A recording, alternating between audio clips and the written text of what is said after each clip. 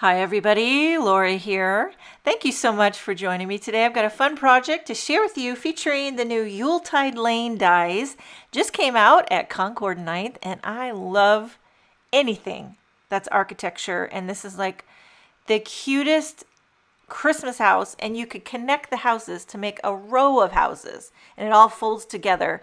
But when I saw this, I thought, what if I turned it into a favor box? So that's what I'm going to attempt to do here. It turned out pretty darn adorable. So I'm using Ballet slipper.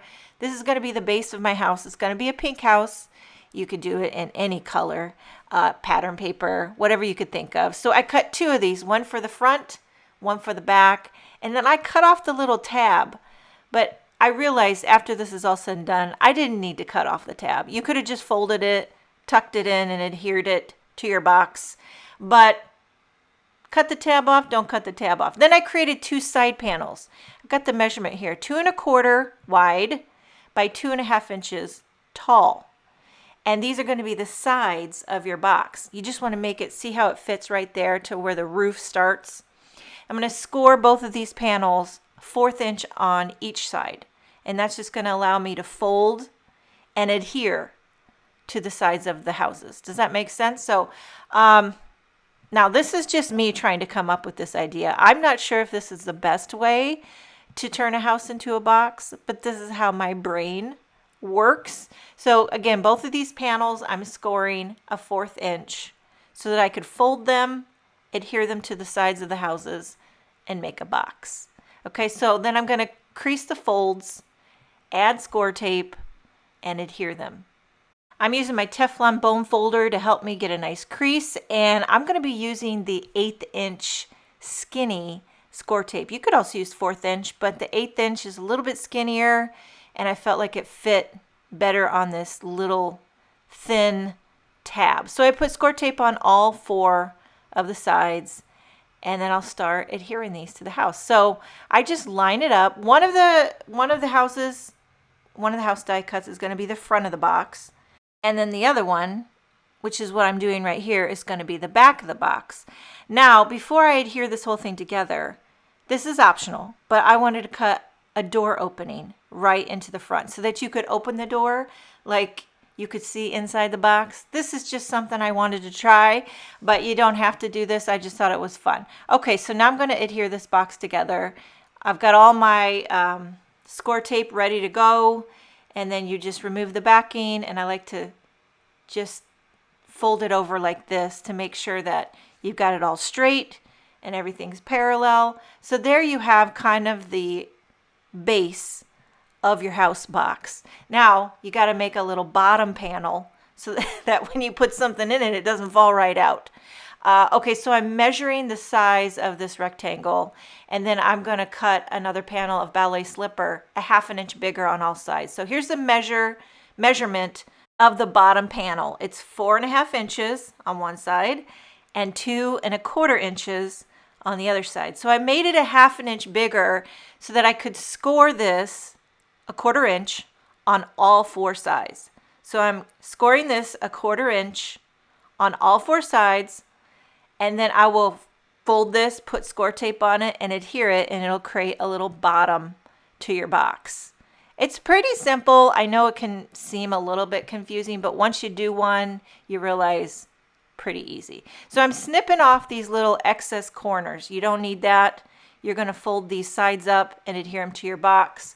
I love, these are my most used little snippets. These little spellbinders, I think they're called detail scissors. I also love the spellbinders, the big mama shears. Those 2 scissors are my favorite scissors right now. And just throwing that out there. Okay, so folding these up, adhering score tape to all 4 sides. And I kind of skip ahead here, but you get the idea. I'm putting score tape on, removing the backing, and then I'm going to slide this in, and it fits snug as a bug in a rug. So I made this video yesterday. It was such a heavy day here in America, and I felt like crafting was the best thing I could do for my heart and my mind. And I was actually hesitant about sharing videos. So I was like, is it being insensitive to share videos, but then I realized, no, I think that we need we need to share creativity and joy and color and something you can do with your hands more now than ever. Anyway, here's all the little die cuts for the houses, the windows, the trees. This is all Concord Night cardstock, except for the door. I pulled that out of my solid color scrapbook drawer, and I don't think it's a Concord Ninth color. These two little things are going to be steps for the front door. I don't even know if that's what they're intended for. They probably have another use. Okay, but I'm just going to glue this all together. These are the little snowy drifts that rest on top of the house. I'm going to do the front and the back. I'm going all out. This is a very, very special gift box. Somebody who's really going to love it. Great for the holidays. You could customize this. You don't have to make it a holiday box, but it sure is cute. You could also cut this white out of glitter cardstock, or just add glitter with some, douse it with glue and then pour on glitter to make it a glittery, snowy drift. And then all the little white trim on, I did powder blue for the window. So you could also do yellow or whatever color you want the inside of your house to look like. I'm using these reverse tweezers. They help a ton to adhere all these little doodads together. Now here's this banner that spells out Merry, and it's so genius how Concord Night thinks of these things to piece it all together. So I did a rainbow Merry, obviously. So I did poppy, clementine, buttercup. I think that is, what's that green? I get the greens mixed up. I think it might be grasshopper, and then Oceanside. I'll have all the colors. I'll just have an assorted pack of solid color cardstock linked in the description, because if you're going to buy Concord Night cardstock, you might as well buy the assortment pack, unless you want to buy a 12 pack of every color, which, hey, I am not opposed, but it can get a little pricey. And so then here's my little 2 steps, and I'm going to start adhering the windows. And there's a lot of different, on the back of the packaging, it gives you some examples of houses. And there's also a coordinating Yuletide Lane stamp set. And I'm going to use wheat ink to stamp the detail on the front door. I'm still trying to figure out what color this is of cardstock that I have here, because I don't think it's a Concord Ninth color. Anyway, what I'm doing here, this is very redneck, but I was trying to create a hinge for the front door so that it could open and close. So I folded a piece of cardstock in the same color as the door. I trimmed it down to the skinniest little hinge you've ever seen. There's no measurement on this. This is just total redneck Laura Fedora vibes. Okay, I'm using liquid glue because there's no score tape that skinny that I have. And then I'm going to glue this to the front of the box. And it's going to take a little bit of, you're going to have to press it and count to 10 for that to get a good, what do you call adhesion? Is that the right word? Okay, so I'm holding this together, and then you'll see here, makes a little hinge. I don't know, is there a better way to make a hinge for a door? That maybe there probably is. You know who would know? Jennifer McGuire. Her engineer mind would know exactly how to put a house box together.